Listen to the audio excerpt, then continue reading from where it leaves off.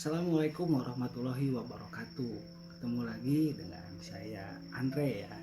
Ini khusus edisi malam Jumat ya. Saya terima tantangan dari salah satu atau dari beberapa subscriber ya. Ternyata edisi malam Jumat katanya pengen ada program khusus curhat horor katanya.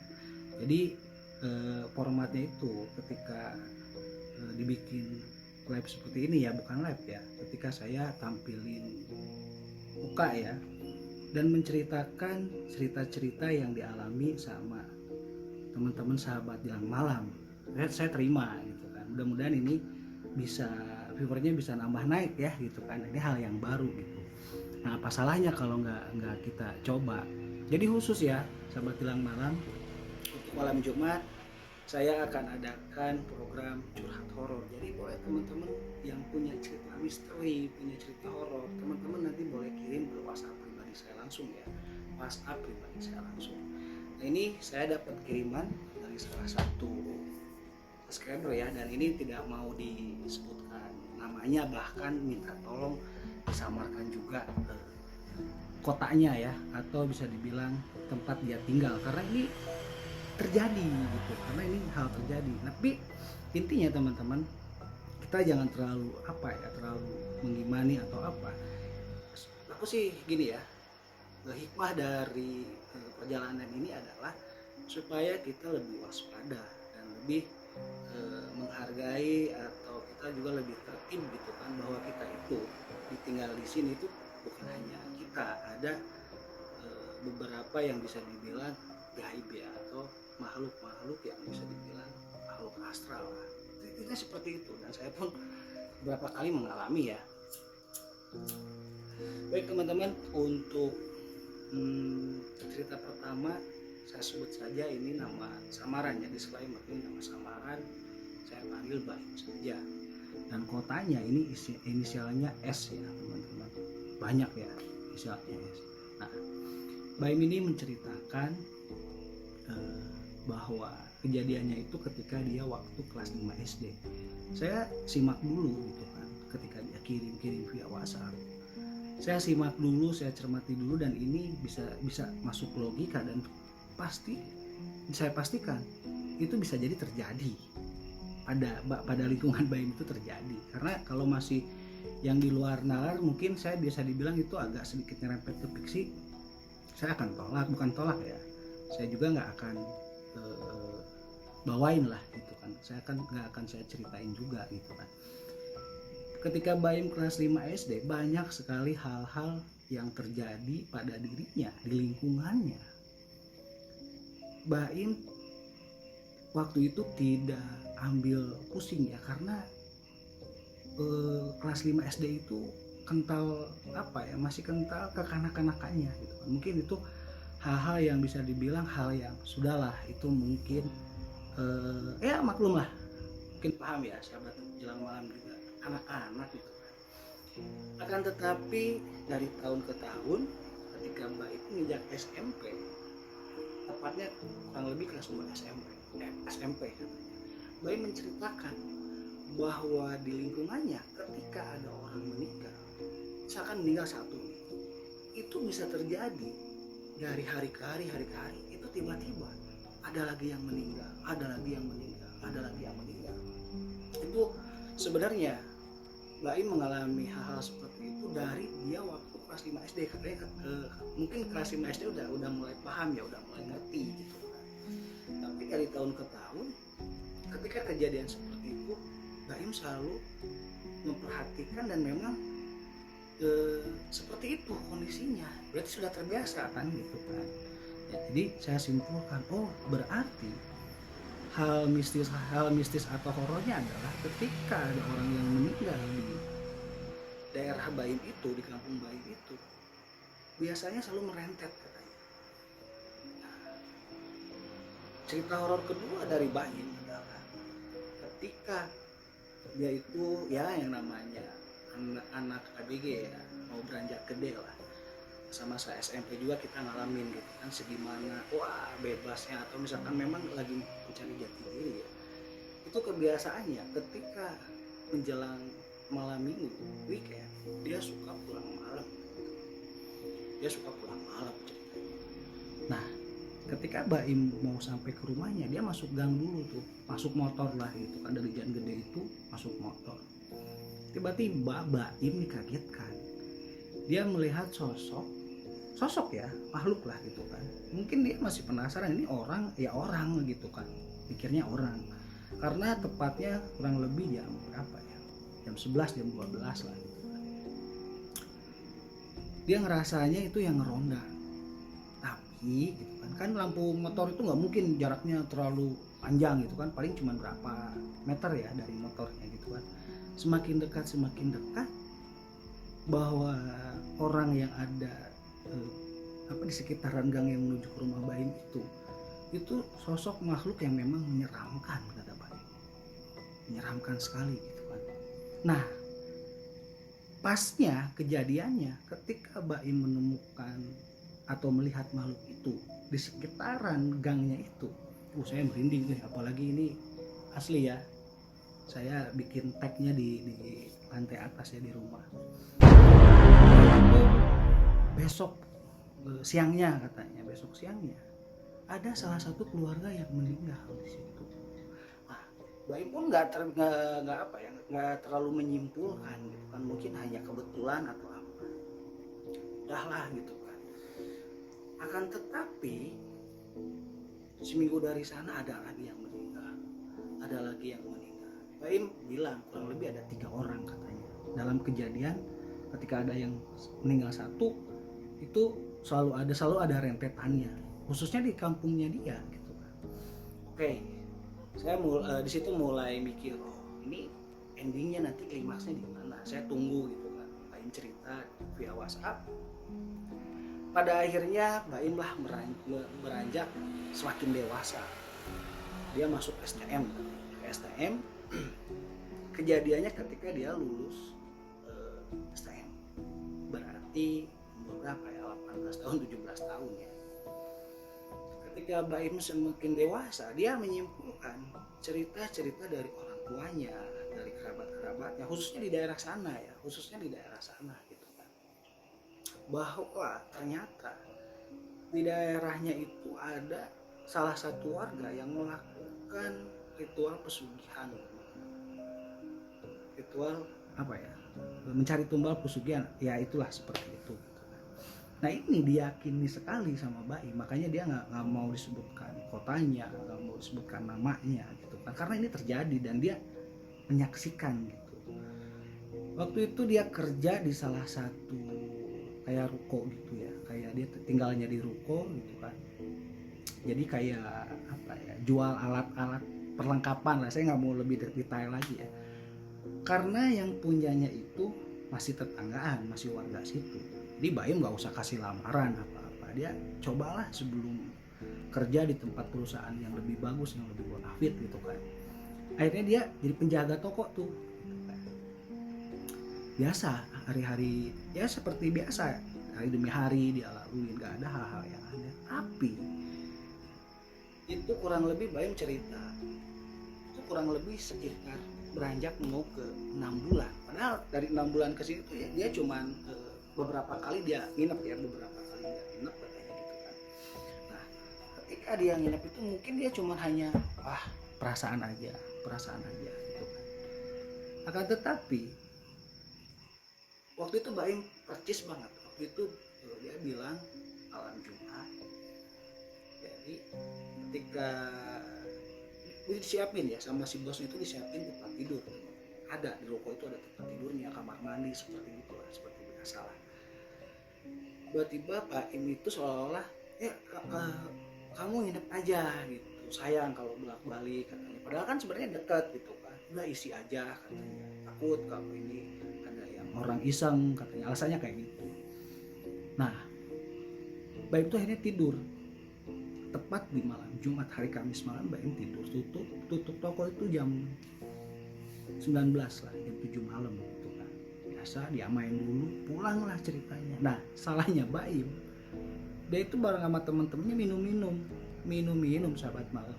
Jadi ya orang yang udah alam di bawah alam sadarnya udah setengah ya gitu, datang ke toko Yang ada di pikirannya dia cuman istirahat kan, tidur gitu kan. Nah, itu kurang lebih katanya jam malam lah katanya. Dia nggak terlalu memperhatikan jamnya berapa, tapi saya yakinkan malam katanya. Ketika dia tidur, Baim mulai merasakan hal-hal yang aneh gitu kan. Hal-hal yang aneh, singkat ceritanya saja lah, saya merinding dia. Ketika Baim, jadi si kamar tidurnya itu, ke tempat tidur itu ada risbangnya ya, ada kolongnya. Ketika Baim gelisah gitu kan, pada akhirnya Baim penasaran, lihat kolong kasur ternyata banyak sekali sesajen gitu kan.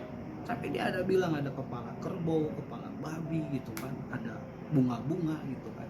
Nah disitulah Baim langsung kabur pergi gitu kan. Padahal dia bawa motor, dia jalan aja karena ngerasa ya memang agak nggak terlalu jauh gitu kan. Nah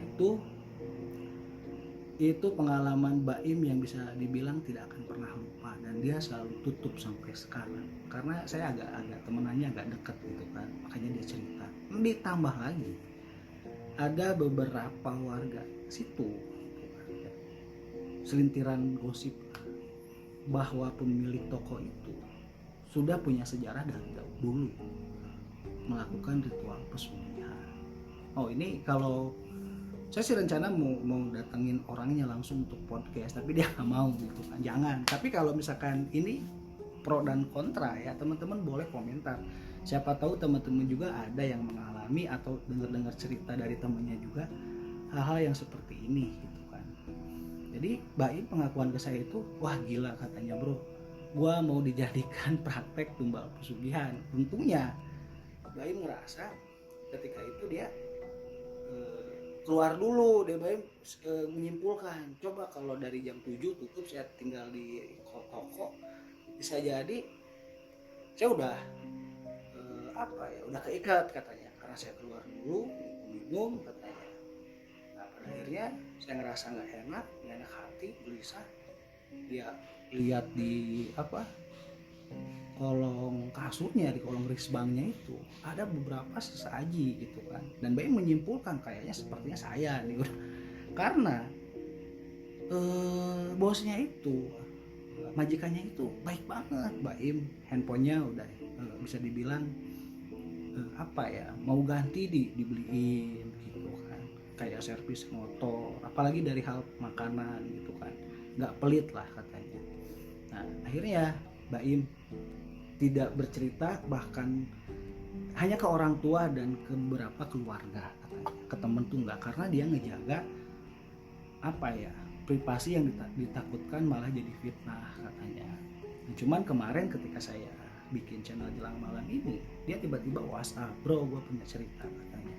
Oke, ini teman-teman hanya hiburan ya, saya di sini hanya disclaimer juga, hanya hiburan. Saya menyampaikan curhatnya teman saya dan kejadiannya dialami sendiri, mau dijadikan tumbal percobaan pesugihan. Jadi kalau teman-teman ada yang mirip-mirip boleh ramaikan kolom komentar ya. Oke, baik. Ada burung kedasih nih, kedengeran gak ya? Malam-malam berapa ini, jam berapa? Teman-teman bisa lihat ya, ini jam 1 malam ya, saya tag jam 1 malam ya. Teman-teman kita lihat, kalau aku sih nggak bacain di sini ya, cuman cerita yang keduanya cuma ini aja pastiin aja. Nah ini cerita kedua ya, cerita kedua ini dari teman saya juga. Kebetulan dulu saya kerja di salah satu perusahaan lah ya, agak lumayan lama, jadi saya akrab sekali dengan beberapa divisi ya. Nah ini karena saya bikin channel Jelang Malam, kemarin sempat main ke rumah, dia cerita gitu kan.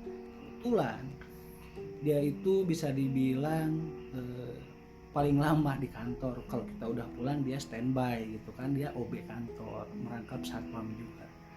Nah namanya Agung ya, namanya Agung. Semoga nonton. Ini kiriman dari Bandung ya, baru dakwel dari Ciparai gitu.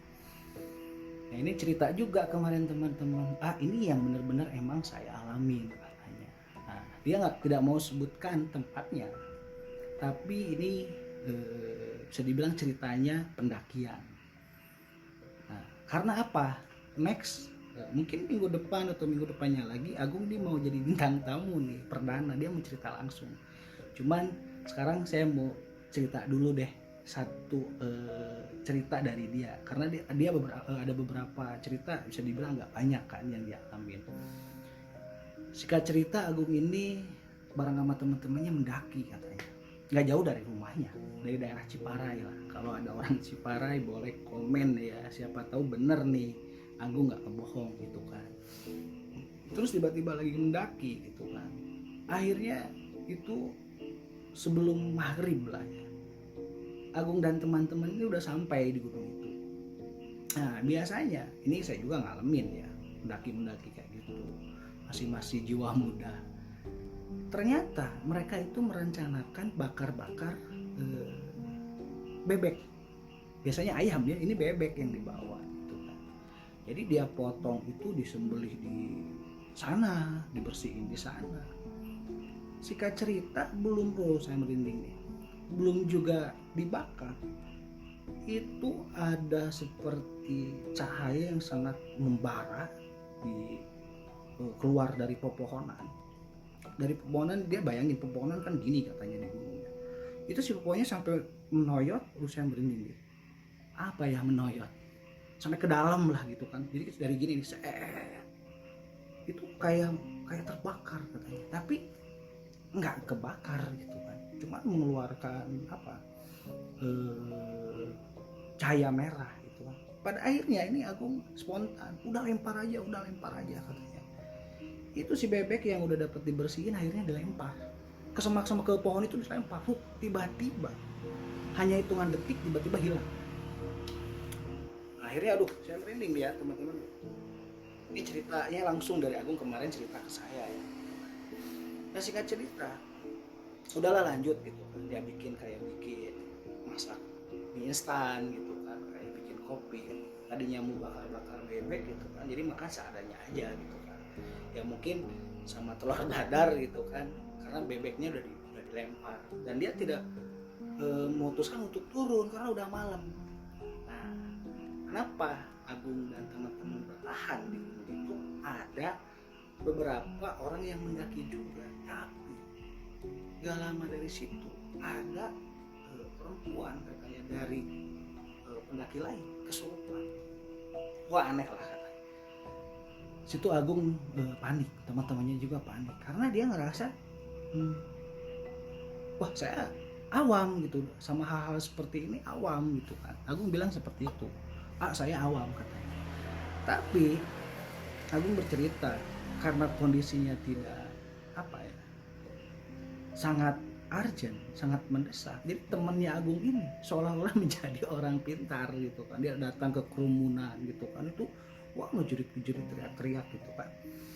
Dan Agung memastikan katanya orang yang mendaki itu rata-rata seangkatannya dia lah, umur 20 tahun, 17 tahunan lah gitu kan, masih pada inilah ABG gitu kan.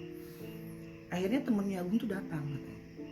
Dia bilang udah ambil air katanya ya, sambil doain. Tapi ya hebatnya teman-teman, saya diambil hikmahnya, ambil kesimpulannya adalah ketika air itu didoain dengan khusyuk, dengan keyakinan gitu kan, ketika diminumi dia cuma dipijit-pijit tangannya, kakinya gitu kan, nggak lama sembuh. Nah, saya juga agak terheran-heran kemarin, kok bisa. Mungkin temennya Agung ini yakin gitu, malah Agungnya juga ketawa-ketawa, kok bisa orang yang baca-baca ke air minumnya aja dia nggak nyangka katanya. Saya nggak nyangka bisa ketika diminum si perempuan itu sembuh. Nah jadi akhirnya Agung bilang ya betul katanya, Andre, ketika kita berada di tempat seperti gunung, hutan, kita harus tetap dipakai adabnya katanya. Ya karena Agung mengalami sendiri gitu kan. Singkat cerita, setelah kejadian itu Agung masih tetap menjadi pendaki karena memang gunungnya dekat katanya gitu kan.